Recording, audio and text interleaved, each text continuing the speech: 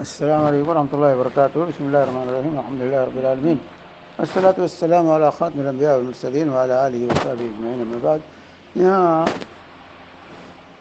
آپ نے طلاق سے متعلق جو سوال کیا ہے کہ ایک شخص نے اپنی بیوی کو پہلے 2 طلاقیں دے چکا تھا، اب آخر میں اس نے تیسری طلاق بھی دے دی بیوی کے مطابق.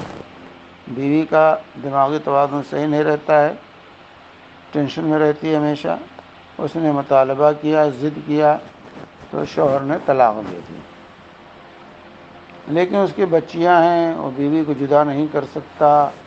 اب ایسی صورت میں وہ کیا کرے؟ کیا تینوں طلاقیں ہو گئی ہیں یا رجعت کی کوئی شکل ہے؟ تو دیکھیے، انسان کو کوئی کام کرنے سے پہلے سوچنا چاہیے کہ اس کا انجام کیا ہوگا. یہ مصیبت ہماری ہے کہ ہم کرنے کے بعد سوچیں. کوئی کہے کنویں میں کود پڑو تو کود پڑیں، بیوی کہے طلاق دے دو تو ہم طلاق دے دیں. یہ تو اس کا حل نہیں تھا. لیکن ہاں بظاہر جو ہے تینوں طلاقیں ہو گئی.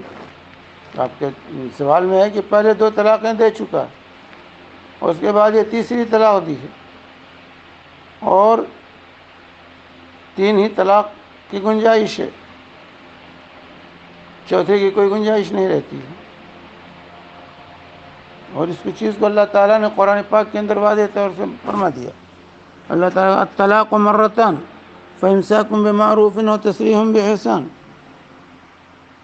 کہ طلاق 2 مرتبے میں ہے. 2 مرتبہ طلاق میں یا تو روک رکھو یا اسے لوٹا دو، جانے دو بھلائی کے ساتھ. دستور کے مطابق یا تو رجوع کر لو، رجوع نہیں کرتے ہو تو اس کو جانے دو، عدت گزار کر وہ آزاد ہو جائے. تو 2 مرتبہ یہ چانس ہے رجوع کرنے کا. پہلی مرتبہ طلاق دیا، عدت کے اندر رجوع کر لیا، عدت گزر گئی، آزاد ہے بیوی، لیکن پھر بھی نکاح کا چانس ہے، تجدید نکاح کر کے رکھ لیا. اس کے بعد پھر حالات خراب ہوئے، دوسری طلاق ہو گئی. تو دوسری طلاق میں بھی شریعت نے رجعت کا اور تجدید نکاح کا چانس رکھا.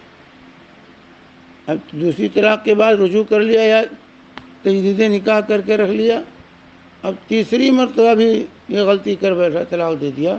تو اللہ تعالیٰ نے فرمایا فَإِن طَلَّقَهَا فَلَا تَحِلُّ لَهُ مِن بَعْدُ.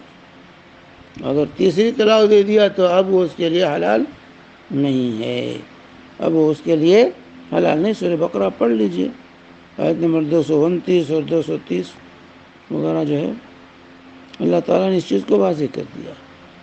تو اگر پہلی 2 طلاقیں ایک ساتھ نہیں دی ہیں، الگ الگ پیریڈ میں دی ہیں، الگ الگ مرحلے میں دی ہیں، پہلے 2 طلاقیں ہو چکی ہیں، ایک مرتبہ طلاق دیا رجوع کر لیا، پھر دوسری مرتبہ طلاق دیا اور رجوع کر لیا، اب یہ تیسری مرتبہ اگر اس نے اس طرح سے طلاق دے دی تو خلاص اب رجعت کا کوئی چانس نہیں.